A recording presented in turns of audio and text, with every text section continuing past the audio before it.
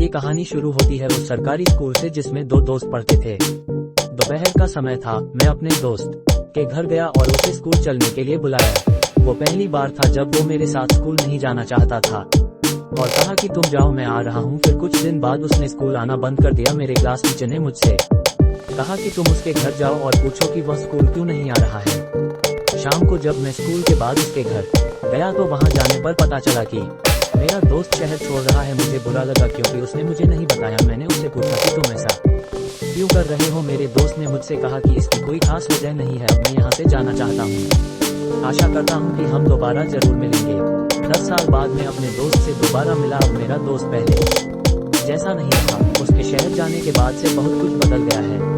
अब वह मुझसे बात नहीं करता और मेरे साथ भी नहीं रहता। हर वक्त मेरा दोस्त उदास रहता है। अपने दोस्तों से पूछने के बाद पता चला मेरे दोस्त को शहर की एक लड़की से प्यार हो गया, लेकिन वह लड़की मेरे दोस्त को बिल्कुल पसंद नहीं करती।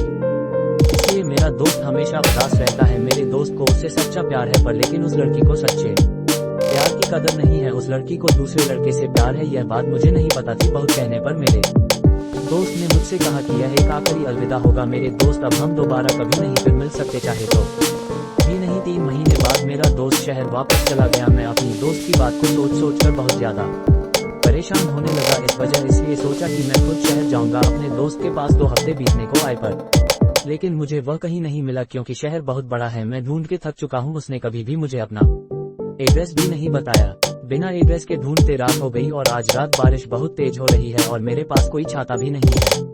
रात के 9 बजे रहे हैं और मैं अपने घर से काफी दूर एक अनजाने शहर में भटक रहा हूँ। फिर बारिश तेज होने के कारण मैं एक शॉप के बाहर खड़ा हूँ और उसी वक्त वहाँ से एक बुजुर्ग आदमी गुजरता है। वह मुझसे कहता है, अरे बेटे, अगर तुम अभी घर नहीं गए तो तुम्हारी तबीयत खराब हो जाएगी। बारिश होने के कारण काफी ज्यादा ठंड बढ़ चुकी है। वह मुझे घर जाने के लिए एक छाता देते हैं और कुछ पैसे की, जिससे कि मैं घर चला जाऊं। से उनके मदद के कारण मैं अपने घर पहुंच जाता हूं। फिर अगले दिन मैं सोचता हूं कि उनकी छाता और उनके लिए गए पैसे लौटाए जाए तो मैं शहर वापस जाता हूं। उन्हें ढूंढने के लिए पुणे ढूंढना ज्यादा मुश्किल नहीं था क्योंकि जिस दुकान के बाहर मैं रात को खड़ा था वह उन्हीं की है। फिर वह मुझसे पूछते हैं कि तुम क्या काम करते हो। मैं उन्हें अपनी सारी बात बताता हूँ और कहता हूँ कि मैं अपने दोस्त को ढूंढ रहा हूँ। वह मुझे सलाह देते हैं कि तुम्हें वह इतनी आसानी से नहीं मिलेगा। एक काम करो कि तुम मेरे पास मेरी इस शॉप में काम करो, मुझे एक हेल्प की जरूरत है। मैं उनकी बात मान जाता हूँ और इसलिए क्योंकि अब मेरे पास शहर में रहने के लिए एक जगह था मेरे पास। अब मैं अपने दोस्त को बड़े ही आराम से ढूंढ सकता था। कुछ दिन शॉप पर काम करने के बाद